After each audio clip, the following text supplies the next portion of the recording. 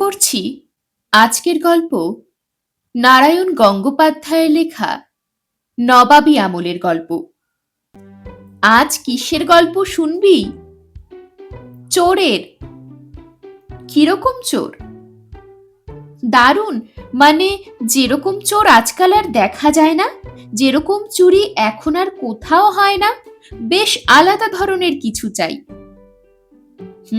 তাহলে তো দেখছি একেবারে নবাবী আমলে চলে যেতে হয়।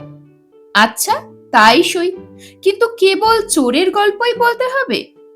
চোর ধরার কথা শুনতে চাসনি?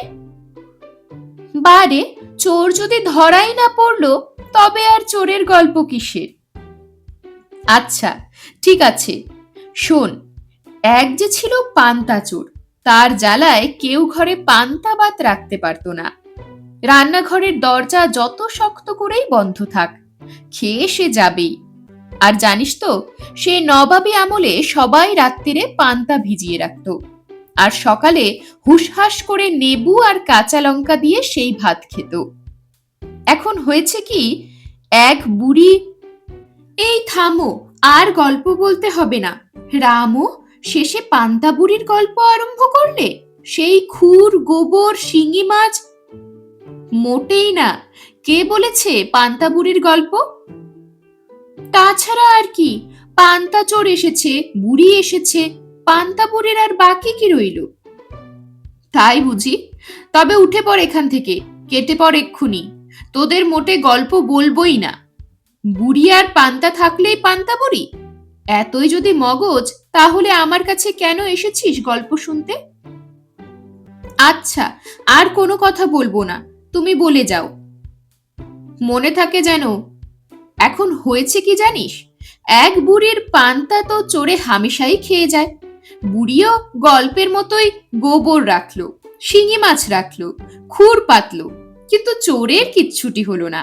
সে হাড়ি থেকে শিঙি মাছটা নিয়ে গেল রান্না করে খাবে বলে, আর খুরটা নিয়ে গেল দাড়ি কামানোর জন্যে।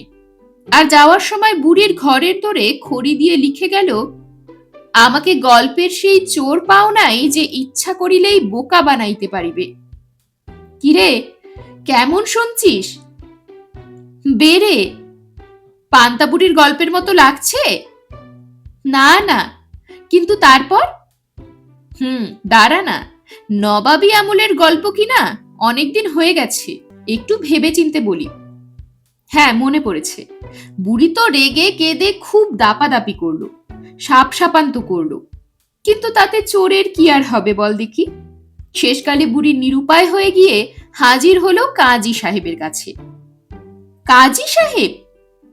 হ্যাঁ হ্যাঁ, নবাবী আমলে ওরাই তো ছিল দণ্ডমুণ্ডের কর্তা, এসব ওরাই দেখাশোনা করতেন। তাই বুড়ি কাজীর কাছে গেল।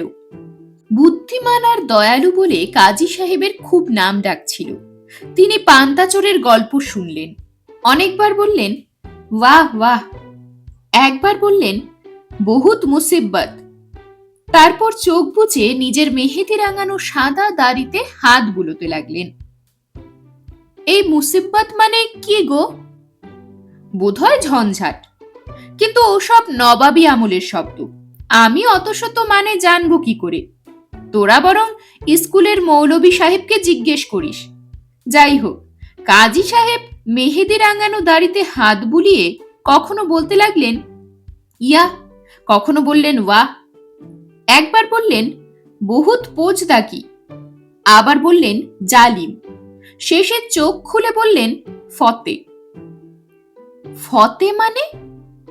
মানে ফিনিশ। কে ফিনিশ হলো? আহ থাম না, সবটা শুনেই নে আগে, অত বকর বকর করিস কেন? আচ্ছা, মুখ বন্ধ করেছি, বলে যাও। কাজী সাহেব খুশি হয়ে বললেন, ওয়াহ ফতে, শোনো বুড়ি, কাল তোমার পান্তার হাড়ি আমার এখানে নিয়ে আসবে, আমি তাতে ওষুধ মিশিয়ে দেব। খোদা রহিম করে, বলে বুড়ি চলে গেল। বুঝেছি, আর বলতে হবে না। কাজী সাহেব পান্তা ভাতে বিষ মিশিয়ে দিলেন, আর তাই খেয়ে চোরটা। অর্ধেকটা কেবল বুঝেছিস। বুড়ির হাড়ি খেয়ে চোরটা অজ্ঞান হয়ে পড়েছিল, ধরাও পড়েছিল, কিন্তু কাজী সাহেব ওষুধ মেশাননি, কোনো বিষও নয়।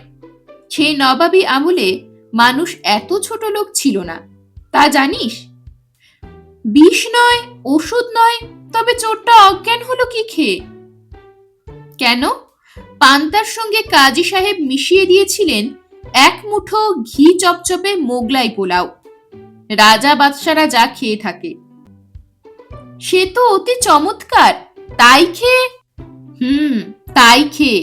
আরে, পান্তা খাওয়া চোরের নাড়িতে মোগলাই জর্দা পোলাও সহ্য হয় কখনো?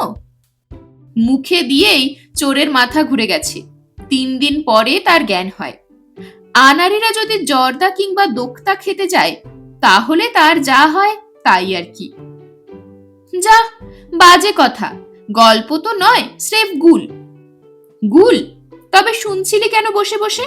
পালা পালা, এক্ষুনি এখান থেকে পালা, গেট আউট। এরকমই আরো সব গল্প পেতে চ্যানেলটিকে সাবস্ক্রাইব করে দেবেন। আর গল্পটি যদি ভালো লেগে থাকে তাহলে লাইক, শেয়ার আর কমেন্ট করে দেবেন।